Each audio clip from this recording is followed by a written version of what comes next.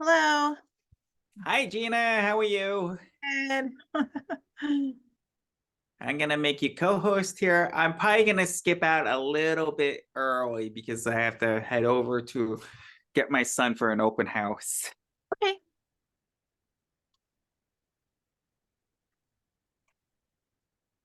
I drove here, so I don't have to sneak quite as quickly.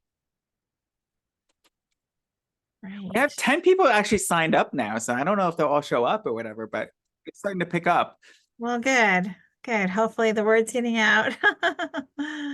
And you got the information about the technology fair, right? Yes. I got two different things going on. I don't know if both are related on that same week. There's something on the 16th and something on the 19th. Are you the one on the 19th, right? On Friday. On the Friday, yes. There's some other tech expo, something or other that's going to be here on the 16th. I'm not really completely sure Huh. what it all is, but yes, I did RSVP, I think a couple times now, so I'll be there. Oh, good. I'll have to check on that. And we should let everybody here know because I'm a little worried about not having very many schools represented. And that's what we need. Let's see, I'm For hoping I sure. have it on this computer. Tech Fair. All right, I'm going to share my screen so people can see it.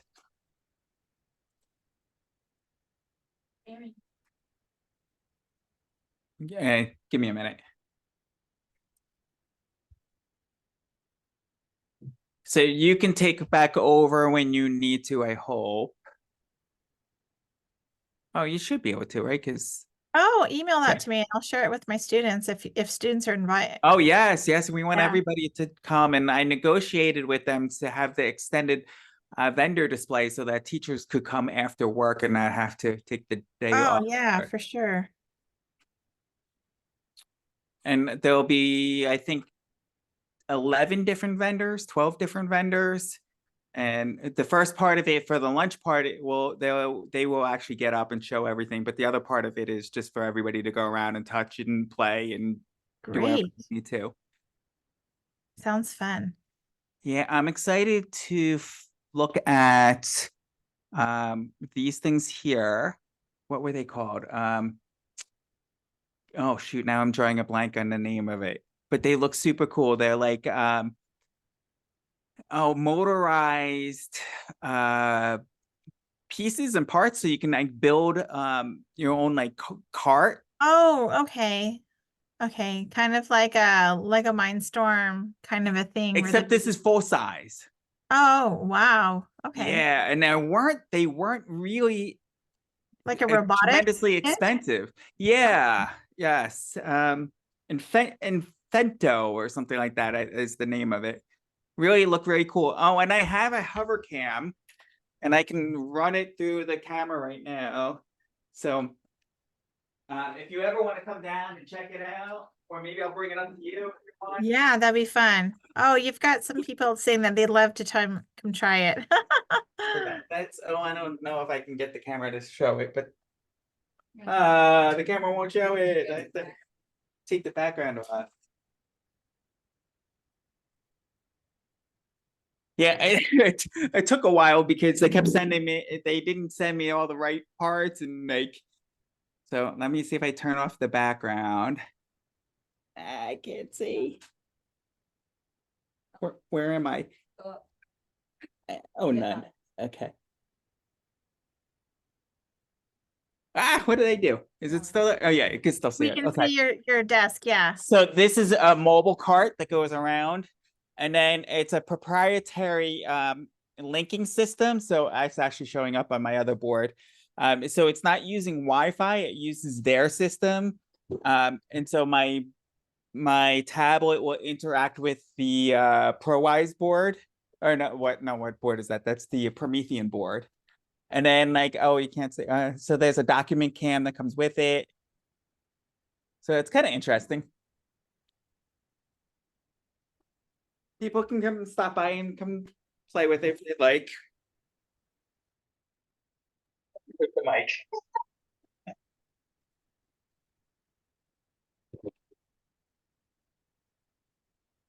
So that'll all be there.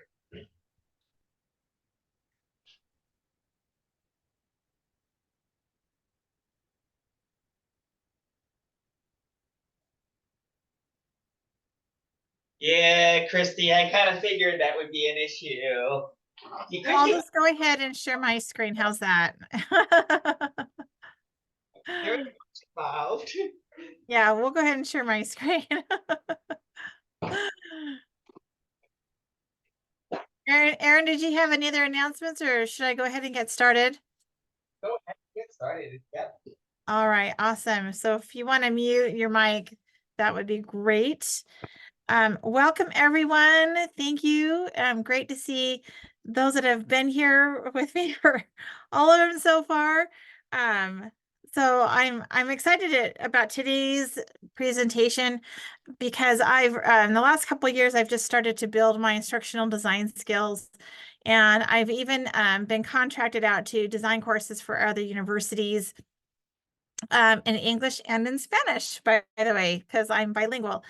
And so I've learned a lot about instructional design, and it's really helped me to improve my own courses. Here in SUNY Oneonta, I teach in the online program for educational technology.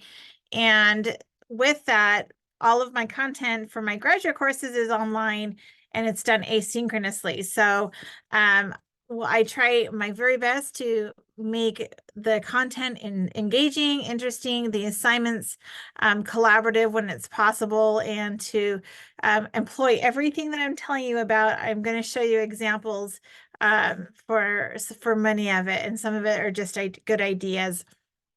So um, this is really meant for real LMSs. Google Classroom is not a professional LMS, and I know most of you are using that. It's very limited in what you can do. You're not really designing websites. Within an LMS, each page is its own web page. And like Brightspace and Canva and Facebook and different things like that, where you can go in and add HTML code and really build beautiful, interesting, engaging pages. Google Classroom, you're just linking to Google Docs and to Google Slides and forms and whatnot. You're not really building pages, so it's very, very, very simplified.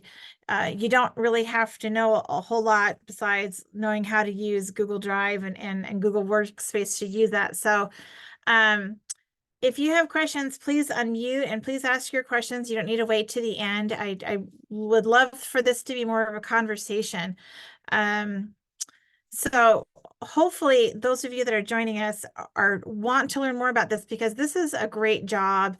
This is something that with a little bit of training that many educators can move into, because there's a huge push in the industry for business and for education to have people that are skilled to develop online courses. And in businesses, they have online training modules, they have simulations, there's a lot of education that goes into every company, whether it's HR or training their employees for a new contract or a new project that they have. And so online learning, asynchronous learning is really blowing up right now, and it's only going to get larger and bigger. So definitely these are good skills to have. And so as much, I'm assuming that most, if not all, are using Google Classroom. Is anybody not using, like, what are the LMSs that you're using? Oneonta uses Schoology. Okay, so I haven't used that one, so you'll have to let me know, like, can you design the pages in that? Yeah, kind of. Kind of. So I know it's kind of limited, the LMSs for K-12 schools. Canvas is one that's used in K-12 and in higher ed. And so I'm going to be modeling some courses that I've designed using Canvas. All right, so let's go ahead and get started. So today we're talking about instructional design techniques to maximize your LMS. So hopefully you'll find some things that can help you in whatever LMS you're currently using.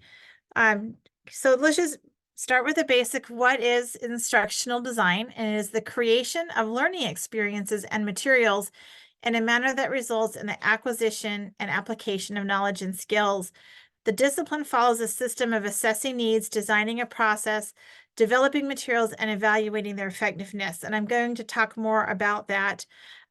Instructional design is a team approach. So in public education and K-12 education, it is not a team approach, which I think it's not to our advantage. I think it's to our disadvantage that we're not working more collaboratively with other teachers when we're designing curriculum and content. When we're talking about instructional design, not the instructional designer is not usually the content expert.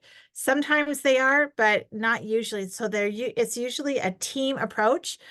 So there's a content expert, there's somebody that's directing the team, making sure everybody's staying on task.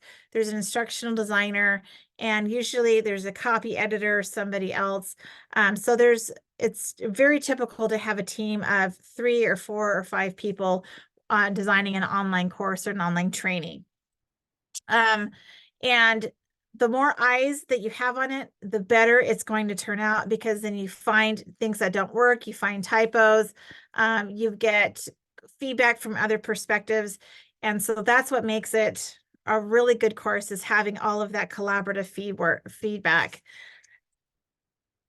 Okay, so before you start, I would suggest, if you want to get started, you want to play around and start building your instructional design skills, you can create a free course on Canvas. So in my course, EDUC 5083, they are learning basic instructional design skills, and I have them create a free Canvas course, because you can go in and you can design it, you can play with it, it can be like a sandbox course, where you're learning how to use the different tools.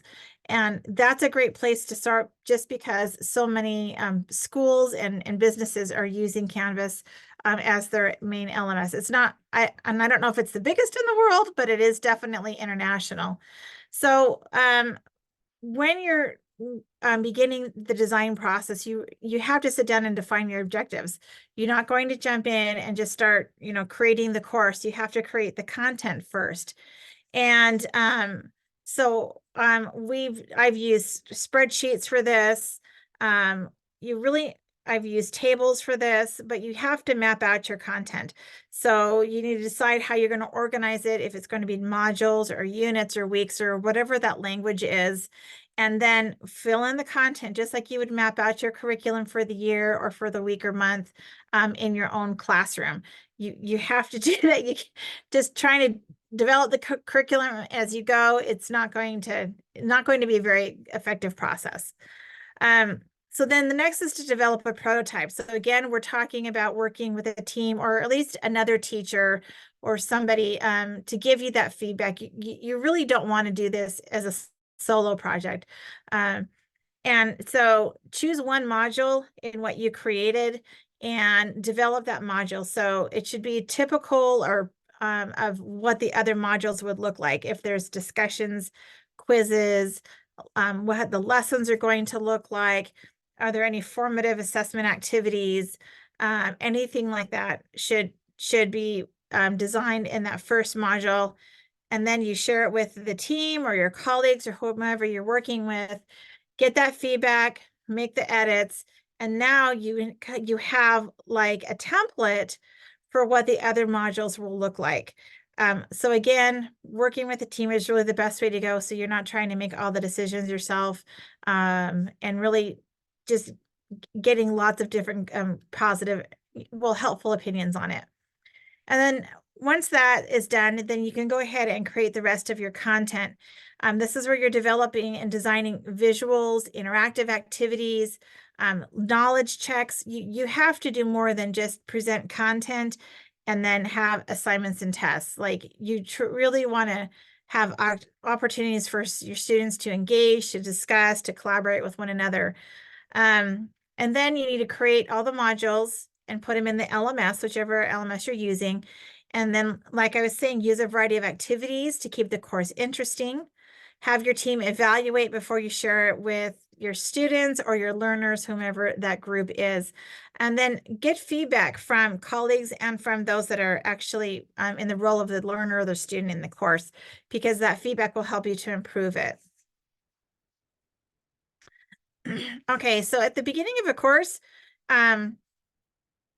usually business training courses really don't introduce the instructor. So this is more for an online course. It's really good practice to introduce the instructor, and you need to get over not wanting to show your picture or a video of yourself. Like, they need to get to know you. They need to know that you're a real person.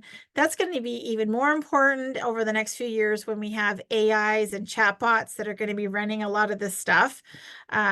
Whenever I call in to talk to a business, I'm always like, human customer service, right?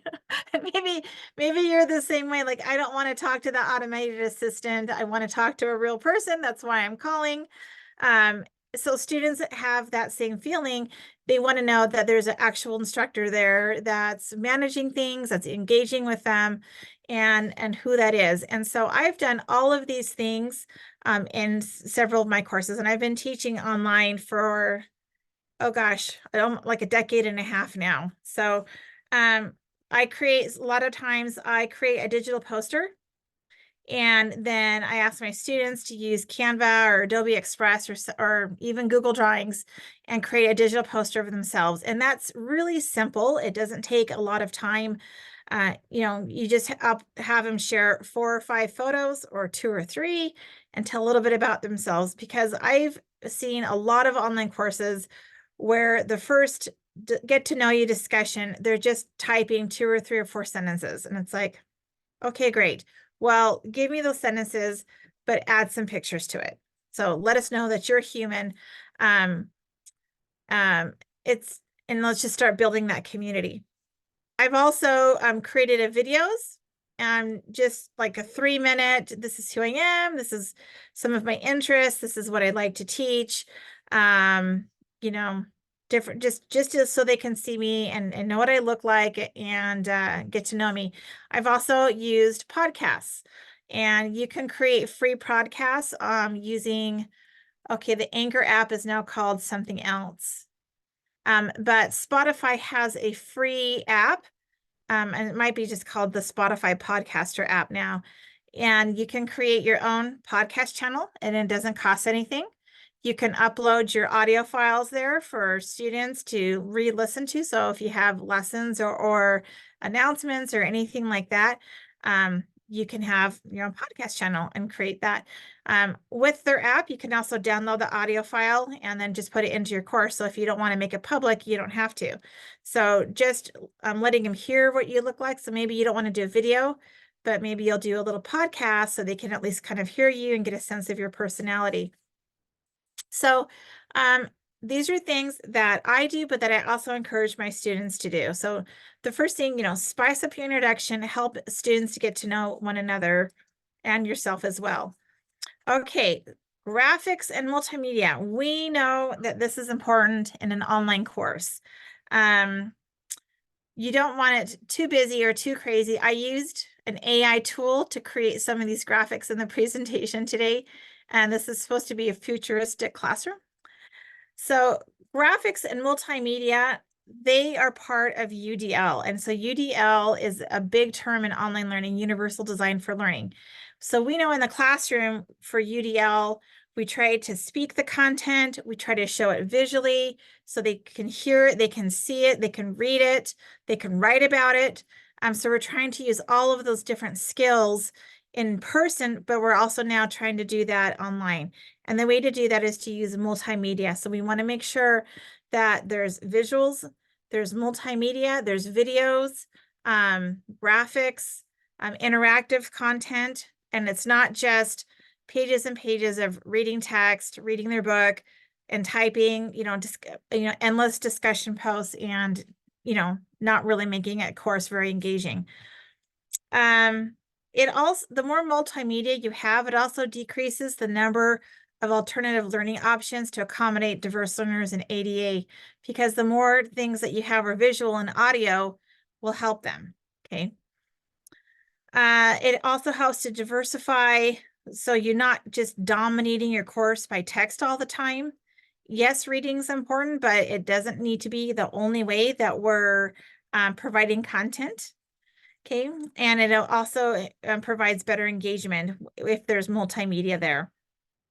And it also serves to make it more inclusive for a wide spectrum of learners. Um, and it provides closed captions. You can provide transcripts and videos, and a lot of this is automated now, depending on the tool that you're using. I'm sure you've seen like Zoom and Team now, where you can just click record, and at the end of it, you'll have the video recording and a transcript. And so it makes it very easy to have the ADA compliance there. Okay, encourage active learning. This is really important in an online course because it needs to be more than just ingesting information and regurgitating it. So, and I'm going to talk more about creative discussions later on, but we know that online discussions is one of the kind of the staples that we have now for online courses. I don't like to use them every single week.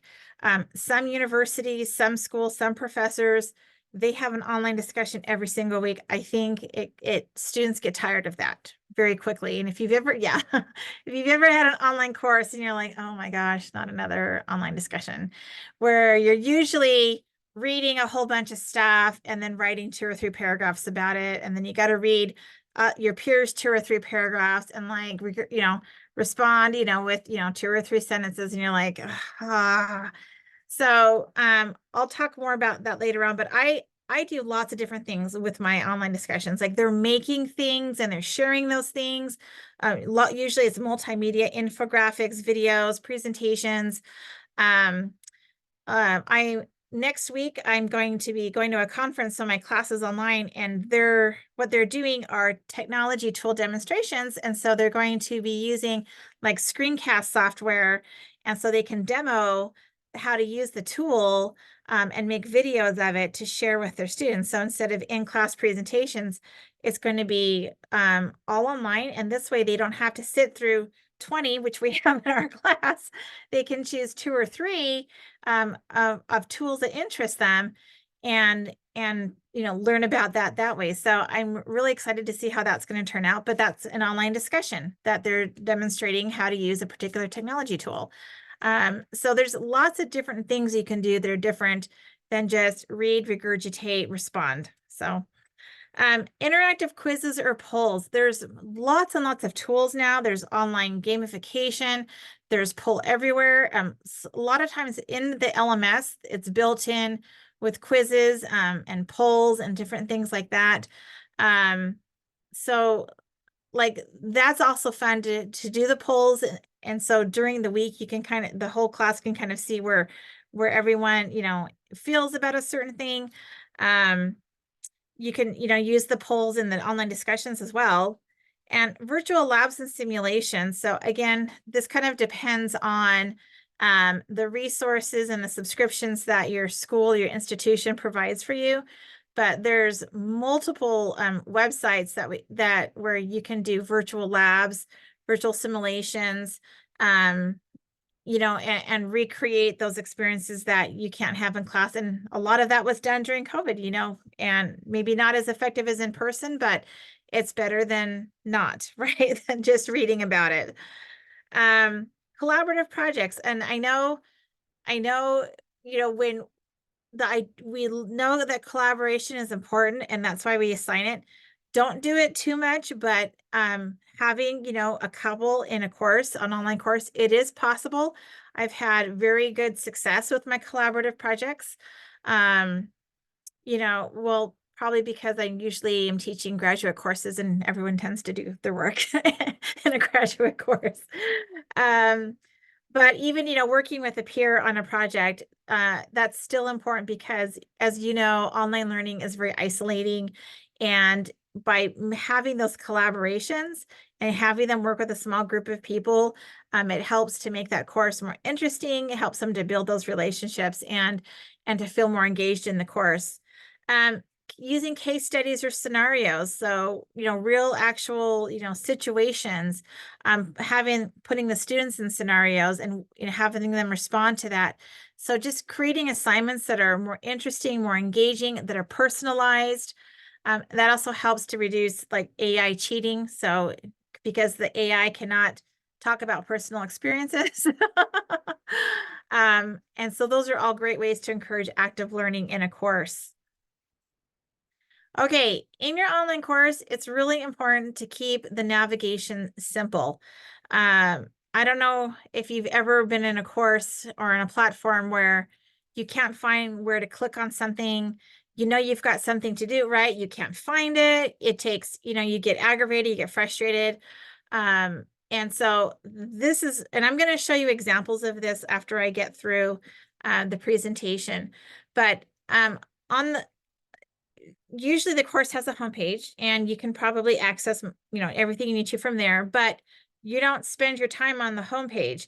And so if the course has modules or units, a really strong recommendation is to have a homepage for each module.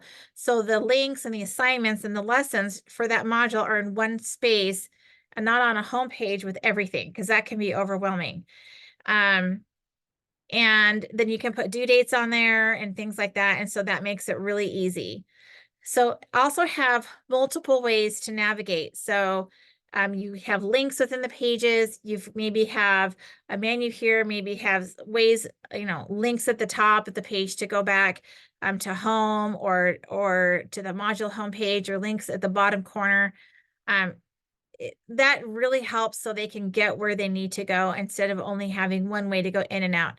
Our current LMS that SUNY uses right now is not great on the navigation, and it's really frustrating because you can go forward, 2 or 3 pages, and then you go back and it takes you to a different place. It's really frustrating.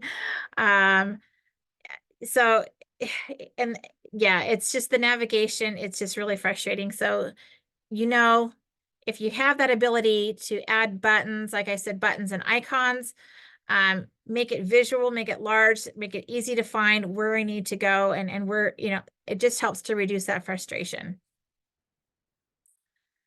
All right, so integrate a theme. So this is one of my personal suggestions. I'm going to show you this course, this Buccaneer course that I have, How to Teach Online Like a Buccaneer. And I have the whole course has a pirate theme to it for fun, just for fun. We're not learning about pirates at all. We're learning about how to design online courses. And so that also provides a uniformity throughout the course. And for me, because I don't have a physical classroom, it's kind of my way of having like visual bulletin boards, or just showing some of my personality. And you don't really see this a lot in online courses. And so, if you have a favorite sports team or comic book or whatever, sometimes it's fun, especially for the age group that you're teaching, to, put some thematic elements in it, give it its own personality, your course. And so, like I said, I'll show you this course a little bit later on. But then throughout this presentation, I'm using this little robotic friend, as part of the theme as well. Okay. All right, next. All right, use matching banners. So I'm going to talk about the theme a couple of different times today. And the matching banners, so I tie in my theme. So for this course, I have, this little astronaut here, a little space theme for my technology course. And then for each module, I add another shooting star. So by the time I get to module 5, there's 5 shooting stars there. But they know that they're in a new module because they recognize that banner at the top of the screen. So it helps to develop a sense of familiarity, and it helps them to know kind of how to navigate. So where am I? Oh, I'm on the home page. And also, no page in a course should ever be 100% text. Like, nobody is going to read it. I mean, the longer the email, the less probability anybody is going to get through to the very, very bottom. And that's the sad truth. Like, we are so stretched on time. And also, the visuals make it more engaging and more interesting. And even better if your visuals can add to the instruction. So if they're charts or graphs or pictures of who you're talking about, or pictures of places you're talking about, like, that's ideal to put in your page. But for as far as the banner graphics at the top, if you can make those thematic, it gives an extra little professional touch and look to your page. Okay, using a similar color scheme. I don't know if you've ever had an online course that like I've seen a lot of this when our campus used Blackboard. The color schemes were crazy. Each page had like the instructor was using all these different colors of font. It looked messy, really, really messy. And so as best as you can, if you can, and this also ties back into the theme. So if you don't want to have a theme like pirates or robots, but your theme could just be a color scheme, that will look very, very professional. And it'll also make it pop. It'll give it a really nice visual look. It's recommended not to use more than 2 or 3 main colors, but then you can use different shades of that in their spectrum to add depth and color, light and dark to your pages. And also it's important to be aware, if you've ever learned or studied about colors, that different colors produce different emotional effects. So colors like blue and green are very calming. They're very relaxing. That's why we have, plants in our house. That's why we like to go out to nature, because it has the beautiful lakes and the trees and the pine trees, right? Right. It's very calming and relaxing. Using bright, bold colors, that might be appropriate, but just be careful, on how much of those bold and bright colors that you're using. Try to go down on the spectrum to soften them up, maybe within the course. And also your background color should be simple. Most LMSs I see, the backgrounds are always white and you can't really change them. So that's a good thing, even though you might think it's boring, but that's where your visuals and your graphics come in to add color, depth, interest, engagement on the pages. All right, so another way to improve your online courses is to gamify them. And gamification means a lot of different things. And I'm going to also show you this website that I've created, because the course that I use the pirate theme in, I also have gamified that course. And that's the only course right now that I have a game that goes the whole semester, the whole duration of the course. And with gamification, there's little instant games you can put in, like Kahoots and quizzes and Blookits and all those things that you can add little kind of formative assessments and fun games. But you can also gamify the entire course. And gamification has been proven by research to have better engagement, better learning outcomes. It increases motivation. It makes learning more enjoyable. It improves retention. So the success rate of people completing the course goes up. With those instant games, those formative assessment games, they get instant feedback. Students like that. It creates a more personalized learning experience, and the data from those formative assessments is vital to the instructor. And then you can, use that data at the end of the course to assess, learning goals and learning outcomes and how well they were met. And it also fosters collaboration. So in my class that I'm doing the game in, it's called Buccaneers Bounty. And I invented and designed this whole game. I'm actually presenting on it at a conference, 2 conferences coming up here in the next couple of months. So it has a theme, and I'm the role of the Pirate Queen. And I have designed it so all of the students are either in teams of pirates or sailors. And all of the challenges that they get are designed to reinforce the learning. So rarely will I have anything extra. And this is the only thing that really doesn't tie 100% into the learning, into something that has to do with the course learning outcomes. This is just an optional way to get extra points, is engaging in the interactive map and finding hidden clues. But other than that, each week that they have challenges, so they can go into each other's courses and complete different things and provide feedback, because they're all designing their own courses in this class. They're learning those instructional design principles. And so the more I can get them to engage in one another's courses, then they're seeing new ideas, they're getting, new perspectives on how to design their own. And it really shows to improve their own courses. And so that's a lot of fun. I'll show you a little bit more about that when this is done. Okay, this is a big pet peeve of mine, and I see the laziness of people just copying and pasting ugly URLs. And so it's like takes up 2 lines, it's tacky. It only takes, like 5 seconds to link something to text.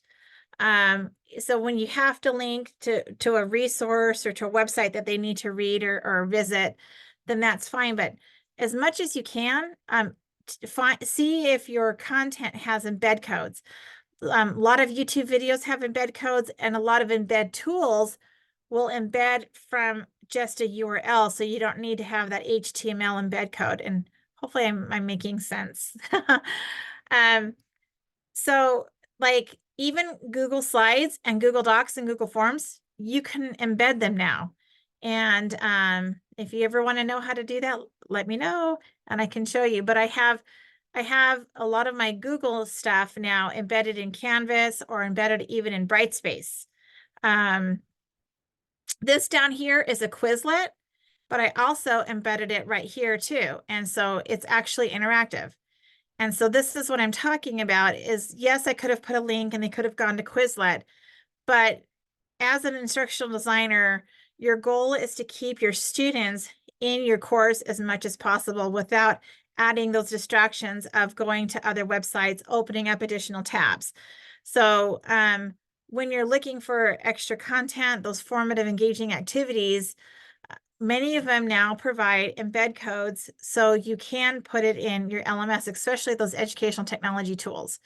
And so hopefully you're seeing that, oh yeah, it actually works. Yeah, because I embedded it into my Canva presentation and it was super easy to do. So yeah, so in the Canvas course, and I'll show you later that this is actually interactive and they can just click through and go to it. When I have students that are just putting a link for it to open in Google Slides, like that makes me crazy because you can easily embed it into the LMS. And that's what you need to do. That's the goal that you need to have. Okay, many of your LMSs, and I'm not really sure if Google Classroom has a rubric tool. I don't know if it does. You'll have to let me know, those of you that are using it. Using rubrics is great for several reasons. Yes, it takes a few extra minutes to set up when you're creating your course from the beginning, but it saves you time later on when you're grading, and it gives students that pinpoint constructive feedback. So for me, I like using rubrics because then I can just take off points where they miss something, and then it's obvious. I don't have to sit there and retype. The Canvas has a rubric tool. Brightspace, like all of the professional LMSs have rubric tools, and they're not all utilized as much as they should. If you ever teach, when you get your master's degree and you can teach, as an adjunct, or come on full-time at a college level, you'll be using LMSs that have rubric tools. And so that's really important. And it helps you out and it helps the students out as well.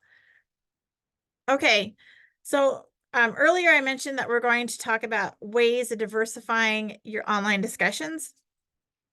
There's so many different ideas out there. The bottom line is to try to do things differently than, like I said, that read, regurgitate, repeat. And that's the 3 R's, right? Read, regurgitate, repeat, or reply. Sorry, reply. You can do Socratic seminars in your online discussions. So you can encourage students to lead the discussions, having them pose open-ended questions related to the course material. So in many of my discussions, I require them to post 1 or 2 questions at the end of their post to facilitate that discussion.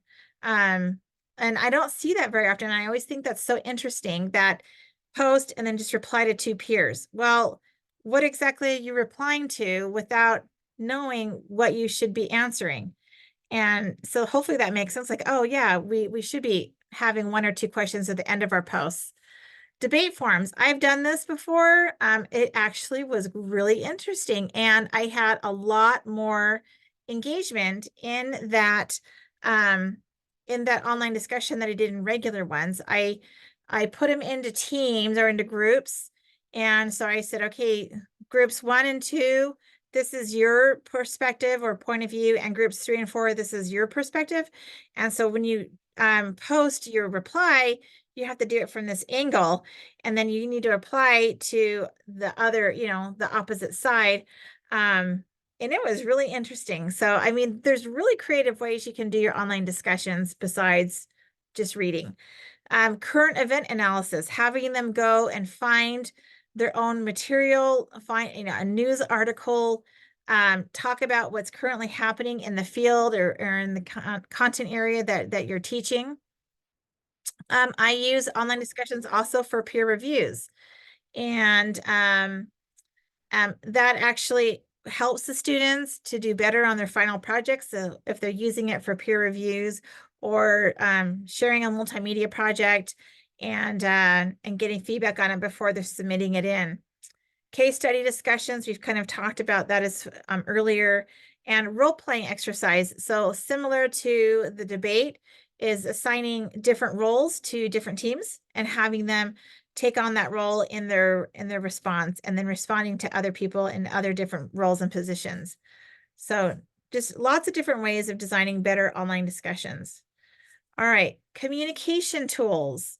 And this is kind of controversial. A lot of actual international countries and universities use WhatsApp to communicate with their students. There are campuses here that use apps like Nectar and one similar to WhatsApp for to help the instructors communicate with their students. All of my classes, I use WhatsApp my in-person and my online. All of my students are in groups, small groups, so they can get help from the people in their small groups, in and outside of class. And it's just proved really, really important and really supportive of my students. And I've gotten really, really good feedback from that, because the online discussions, it doesn't allow for the questions and answers, getting help on assignments. And I know in public school, it's really controlled how you talk to parents and to students. There's tools like Remind that is used in some schools and outlawed in others. So it's kind of just, what your school's policy is. But when you're working with adults, you can use things like a GroupMe, Slack, WhatsApp, Nectar, Discord, Teams, WeChat. Like there's lots and lots of different communication tools. So they have a way of naturally talking to other people in the online course. All right, so we're near the end.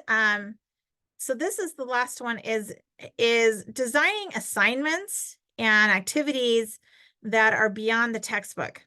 Okay, having them interact with 3D models. So you can use software like ThingLink to create 3D models and virtual field trips and simulations. You can, there's, like I said earlier, there's tools for virtual labs and experiments, but also assigning hands-on projects and then having them take video or take pictures of their projects to turn in. I have several assignments where students are submitting photos and images of what they did and what they made, instead of just always typing a paper all the time. Okay, because that again gets old. Yes, we need to teach them writing skills, but it doesn't need to be the only form of submitting an assignment. I have them do synthesis through multimedia projects. I've had them do service learning projects and courses. I've actually assigned students to go on field trips. So in their community, they have to go and visit like the BOCES to find what resources they have, go to a local museum for, whatever learning objective, things like that. And then just, try to create more learning experiences for your students, so they're actually fostering curiosity. They're exploring content instead of just reading a textbook all the time or a website. All right, so that's my presentation. So I wanted to spend a few minutes and just show my Canvas course. And so this is what I'm talking about this would be the home page. And of course you can see the theme. And at the bottom of the home page, I have links to the modules that I've developed. And so they can jump to modules here. They can jump to modules over here. Okay, so there's like multiple ways to navigate. And so when we jump here, this is the module homepage that I was talking about. And so it just lists and links to the assignments just for that module, so they're not overwhelmed and they know exactly what they need to do each week, or depending on how many weeks it covers. And so they can click to go to it here, or they can click the next button. So these are those buttons or icons I was talking about. And here's the icebreaker, but do you see how my banners are all tie in with a theme? They have that pirate theme, the treasure kind of adventure theme. And so here's the icebreaker. And this is telling them to create an account on Canva and create a digital poster like I showed you. Okay, so tell us about yourself. And then here's the rubric. It doesn't have lines, but you can see, this is the requirements, how many points it is, and what I'm looking for. It's not using the rubric tool, it's just posting it there, but it has a rubric tool in Canvas. So here's the module lesson, and I was telling you, you can embed your Google slide presentations. And so students can click through and view the lesson right here in the course instead of jumping outside and opening up another tab. Down here is that Quizlet game because it provided the embed code, and I copied and I pasted it, and there it is. So, they are, this is a matching game kind of a thing. But again, it's here instead of linking them and sending them somewhere else. Here's a link to an article because it wasn't something that I could put in the course. So here is an academic discussion. Here's the rubric. And just showing you, there's a banner graphic at the top of each page. I could add more graphics in, but here's, links in the page. See, they're not the ugly URLs. They're linked to text, so it looks professional. Okay. And there's a lot of, that's one of their projects there, that their assignments. And then this is just the structure for module 2. It hasn't been developed yet. So that's the Canvas course. And like I said, you can create these for free and then develop online courses. So if you're like, well, I don't love Google Classroom, I want something where I can do more, embed more content and have, more of a professional look and feel to it, then, you can use Canvas instead. Just really quickly in the last couple of minutes, here is my gamification, my game. And I have a video here. We don't need to play it. That explains the game and the theme. This is an interactive map that I created where they have hidden clues. And so it opens up, the clue over here. They can earn extra points. And whoops. And this is the teams. And then I have a leaderboard.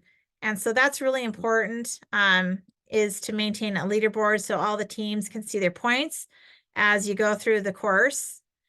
And this is how I have, each team has a captain, a team captain. And this is where they turn in their points for the week, is on this Google form. And this is just a fun graphic about the Caribbean here. But so I'll be showing this, I can talk about this at another time, but this is a lot of fun, and it's another way to really make your online courses engaging and exciting, and changing it up just from the typical, online courses that everybody's used to taking. So that's what I have. Are there any questions or anything that you would like to see or watch me demonstrate?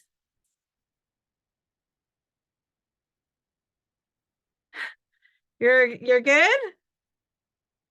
Well, if there's time, can I watch your video if no one has questions? Yeah, no, you can definitely watch the video. Okay, here's the video.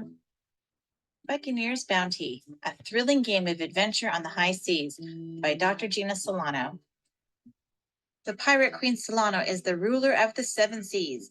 Despite being a sailor or pirate, in order for your ship and its crew to receive protection, be the mightiest, wealthiest, and most nefarious in the Caribbean, you need to face challenges, solve clues, and discover where the treasure is hidden.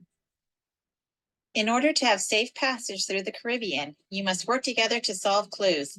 Use the game map to find the location of the hidden treasure. With it, you'll use it to pay tribute to the Pirate Queen and reward your crew. Your doubloons represent your team's participation and engagement level in the course. The more you participate, the more you will learn and possibly win. Pirate crews are in groups of 4 to 5. Your crew must decide if you are sailors or pirates. Select a captain, decide how you will collaborate, and then choose a name for your ship. Report this information to the Pirate Queen by Friday of the first week. The Pirate Queen will reward each crew according to the order they report their ship's information each week. The captain is responsible for communicating with the Pirate Queen to receive clues for your journey and to report when a clue is solved to receive the next one. Solving your first clue will allow you to leave the dock and set sail for your first destination. Message in a bottle. Throughout the course, either individually or as a team, you'll encounter various messages. They could be awards or challenges. Some of them will be awarded to the entire group, and some will be awarded individually. Individual bottle messages may be kept a secret or shared with the group. The captain has the responsibility to share any messages for the ship with the crew.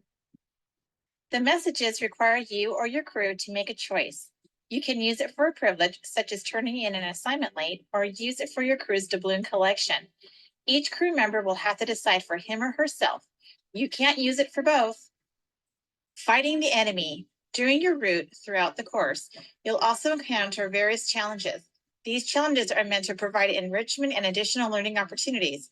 If your crew decides to complete it, then you will be rewarded with doubloons or a clue. Captain's log. By Friday of each week, your captain must email or text the Pirate Queen Solano to report their ship's progress, how many clues have been solved, how many doubloons your crew has reported earning, and how many enemies your crew has faced, if any. Leaderboard. Every Monday, the Pirate Queen will post on the game site and in the weekly announcement the information for which ship is in first, second, third, and fourth place. Ship's progress. Your ship can only sail to one port of call each week if you solve the riddle. Use the Google map located on the game site to find the clue for each week's destination. The first ship to text the Pirate Queen with the answer to the clue will receive the most doubloons. First ship, 4 doubloons. Second ship, 3 doubloons. Third ship, 2 doubloons. And the fourth ship, 1 doubloon. The ship that has arrived at 4 ports of call, solve the riddle for the location of the treasure, and earn the most doubloons wins. So I've simplified it a lot from that, but I'll show you. I just sent out the latest clue, and I use WhatsApp because you can use WhatsApp on the desktop, or you can use it on your app on your phone. And so this week they have captain's orders, and I don't think you can see that very well. Let me just try to, nope, I can't enlarge it. But it says this one's called Savvy Spyglass, and I came up with all these different clues and challenges. And so it says the Pirate Queen has a challenge for each crew member, sailors or pirates. So visit each canvas course for your crewmates and complete the formative assessment. So they had to create their last project in their course, a formative assessment. And snip an image of the formative assessment and send it to your captain to include in their weekly report. And then this is a participation. So they earn doubloons or their points. And so if everybody participated in their team, then they get 4 doubloons, 3, 2, and 1. So 80%, 50%, and less than half gets 1 doubloon. So it's my way of encouraging them to engage with their peers and build that online community. But also for this particular course, you can't really understand how to do things as an instructor if nobody's completing assignments. And so I try to get them to go in and give feedback, to complete certain things so they can go in and see the grading, see how things are working. And so I post 1 or 2 each week, and each week there are different things like well, like I mentioned in the video, like there's messages in a bottle, there's clues. So it's been really fun, and I think the students like it a lot. But any questions you have on that? I think it's really neat. That's I like it a lot. The only thing I would think would be, I wouldn't wanna be a captain because it seems like they have a lot of work. Well, they have to, and so the thing is, I only send out like 1, maybe 2 challenges a week. And so they just have to report by the end of the week what they've done. And so hopefully it only takes just a few minutes for them to fill out the problem is just remembering to do it. So I try to send out reminders to say, hey, make sure you fill out the captain's log. And at the beginning of the course, I had them fill out a Google form saying, are you willing to take a leadership role? And then I pick from those people that asked if they wanted to be, in a leadership role to be the captains. So I don't just say, hey, guess what? You have this extra responsibility that you didn't want. Yeah. That seems wise. Yeah. Yeah. I really like the theme. I think, if I taught an older grade, I would definitely, use it. Yeah. Well, and I think in younger grades, I mean, I would do yeah, I think gamify in person, and but just do something simpler. But I try to do the challenges, so like sometimes like they can earn a little bit of extra credit if they do something nice for a teammate. Sometimes I say, okay, you can either, you know, do this activity and you can have extra credit points, or you can donate it to your team and earn team points. And so then they have like those ethical dilemmas like, oh, well, do I want to keep the privilege for myself, or do I want to help out my team? So it's building those social skills as well. And so this hidden map clue, this is the only thing that's like extra that really doesn't have them going into each other's courses and giving them feedback or completing something in their courses. But if I were to do this in another course, I would, do the similar things as getting them to work together, building that collaboration. And it really makes for a unique experience, for an online course in a graduate class. So Yeah, I was thinking, I wish I had that class. you can take it. Yeah. Oh, I don't wanna go through another Yeah, master's. right. I know. Once you do it once, you're like, done. Well, thank you for sharing. Thank you. Well, thanks for sticking around. I appreciate you coming each time. It's wonderful. So thanks to the other teachers that are here, Christy and Jessica. Thanks for coming, everybody. We'll see you later.